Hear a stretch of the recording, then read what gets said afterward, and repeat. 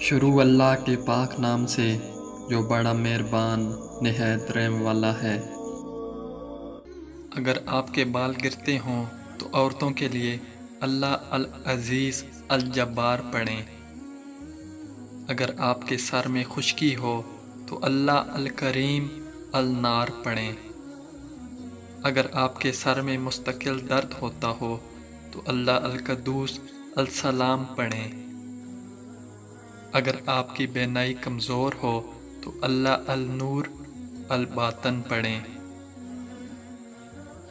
اگر آنکھوں میں جلن رہتی ہو تو اللہ الرحمن الرقیب پڑھیں۔ اگر آپ امراض قلب میں مبتلا ہوں تو اللہ العلیم الحکیم پڑھیں۔ اگر آپ کے پورے جسم میں درد رہتا ہو تو اللہ الشفیع المجید پڑھیں۔